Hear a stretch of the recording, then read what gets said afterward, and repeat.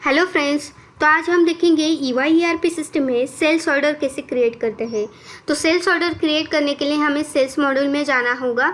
उसके बाद sales menu, तो आप यहाँ पे देख सकते हो सेल्स ऑर्डर का ऑप्शन है, ठीक है। उस पर आपको क्लिक करना है। सेल्स ऑर्डर पे क्लिक करने के बाद ये जो स्क्रीन ओपन हुई है उस स्क्रीन पे जो स्टार वाले फील्ड्स है, जैसे कि कस्टमर नेम है, सेल्स ऑर्डर है, ब्रांच है, ठीक है। ये जो स्टार वाले फील्ड्स है ये मैंडेटरी फील्ड है जो कि आपको फिल करने ही होते हैं। उसके बाद ही आप सेल्स ऑर्डर को सिस्टम में सेव कर सकोगे, ठीक है। तो स्टार्ट करते हैं कस्टमर इन्फॉर्मेशन से। तो अभी यहाँ पे मुझे कस्टमर का नेम सिलेक्ट करना होगा, ठीक है, जिसके लिए हम सेल्स ऑर्डर बना रहे हैं। उसके बाद उसका जो सेल नंबर है, आईडी है, वो ऑटोमेटिकली सिस्टम मैप कर लेती है कस्टमर मास्टर से, ठीक है। उसके बाद का ऑप्शन है सेल्स ऑर्डर आईडी। अभी ये जो सेल्स ऑर्डर आप पूरा फिल करके सेव करोगे तो सिस्टम उसके लिए एक आईडी जनरेट करेगी, तो वो सेल्स ऑर्डर आईडी होगी, ठीक है। उसके बाद आपको sales order ID, sales order date यहाँ पे सिलेक्ट करना है, ठीक है। उसके बाद कुछ सी फॉर्म या CST परसेंटेज हो वो भी आप यहाँ पे दे सकते हो, सिलेक्ट कर सकते हो। नेक्स्ट है रेफरेंस डिटेल। तो यहाँ पे जो लीड आईडी है, अगर आप लीड को डायरेक्टली सेल्स ऑर्डर में कन्वर्ट कर रहे हो, लीड से डायरेक्टली सेल्स ऑर्डर क्रिएट कर रहे हो, तो जो लीड आईडी है वो यहाँ पे सिस्टम आपके रेफरेंस के लिए मैप करती है। सेम तरीके से आप अगर कोटेशन से सेल्स ऑर्डर बना रहे हो डायरेक्टली, तो वो कोटेशन आईडी यहाँ पे सिस्टम मैप कर लेती है रेफरेंस के लिए। सेम तरीके से परचेस ऑर्डर और GRN का आईडी यहाँ पे मैप होता है। अगर आप कुछ ऑफलाइन रेफरेंस नंबर मेंटेन कर रहे हो तो उसका यहाँ पे नंबर आप दे सकते हो, ठीक है। ऑफलाइन रेफरेंस नंबर जो भी है आपका, ठीक है। उसके बाद रेफरेंस डेट और रेफर बाय यहाँ पे आप मेंशन कर सकते हो, ठीक है। उसके बाद सेल्स ऑर्डर रिलेटेड कोई डॉक्यूमेंट्स हो गए उसको भी आप यहाँ पे अपलोड करके सेव कर सकते हो, ठीक है। नेक्स्ट है सेल्फ इंफॉर्मेशन। तो अभी ये जो स्टेटस है, तो बाय डिफ़ॉल्ट सेल्स ऑर्डर का जो स्टेटस है वो क्रिएटेड रहेगा। आप जब सेल्स ऑर्डर को सबमिट करोगे तो उसका जो स्टेटस है वो चेंज हो जाएगा, ठीक है।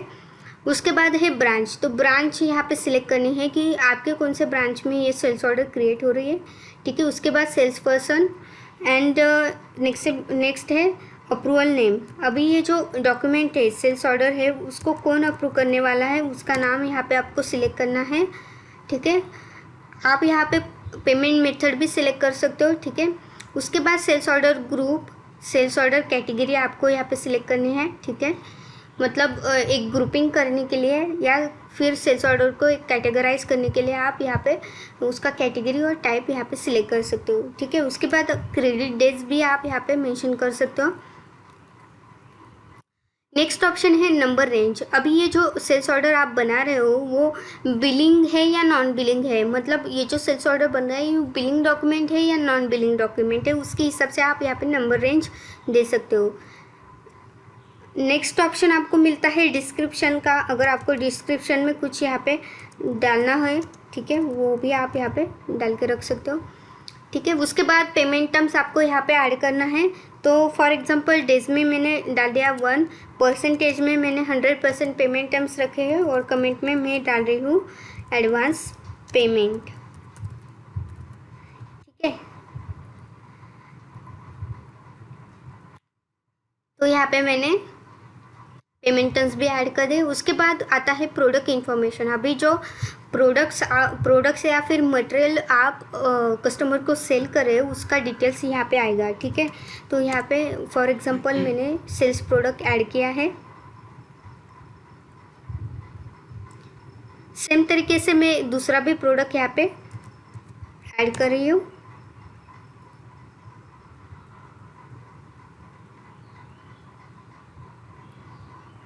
ठीक है। तो आप यहाँ पे देख सकते हो मैंने 1 बाय 1 2 प्रोडक्ट यहाँ पे ऐड कर दी। उसके बाद मैं यहाँ पे क्वांटिटी दे रही हूँ कि कितनी क्वांटिटी में मैं कस्टमर को डिलीवर कर रही हूँ प्रोडक्ट, ठीक है। उसके बाद यहाँ पे आप प्राइस भी डाल सकते हो, ठीक है। उस प्राइस के ऊपर कुछ टैक्स वगैरह है वो भी आप यहाँ पे ऐड कर सकते हो, ठीक है। उसके बाद अगर कुछ डिस्काउंट है तो आप डिस्काउंट परसेंटेज या फिर डिस्काउंट अमाउंट यहाँ पे डाल सकते हो। ठीक है, HSN कोड का भी आपको यहाँ पे ऑप्शन मिलता है, HSN कोड भी आप यहाँ पे मेंशन कर सकते हो।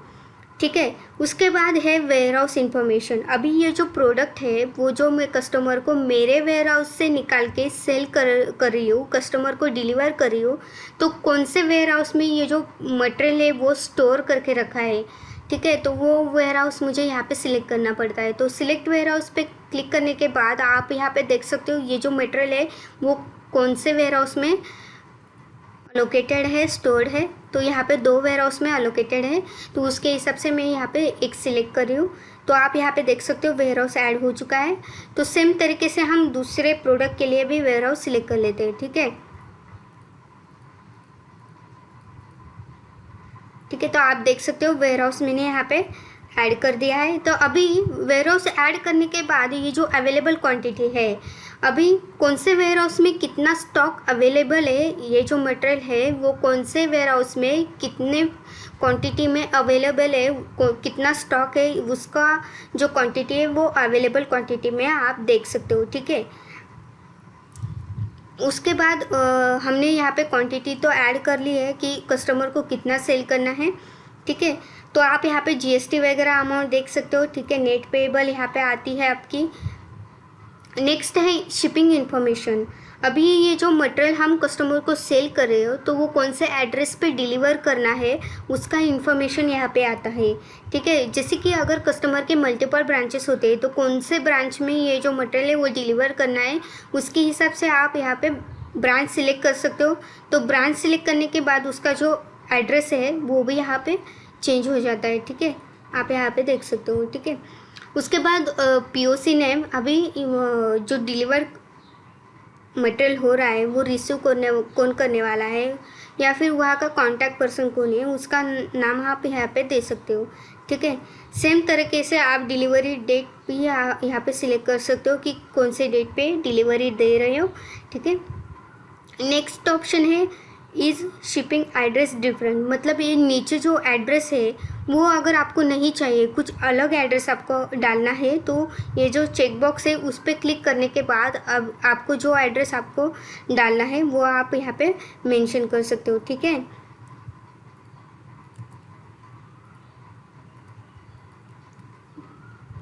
उसके बाद ये जो सेल्स ऑर्डर है उसको मैं सेव कर देती हूँ। ठीक है, सेव करने के बाद आप यहाँ पे देख सकते हो ये जो सेल्स ऑर्डर आईडी मुझे मिली है। ठीक है, अभी ये जो सेल्स ऑर्डर है उसको मैं सबमिट कर रही हूँ।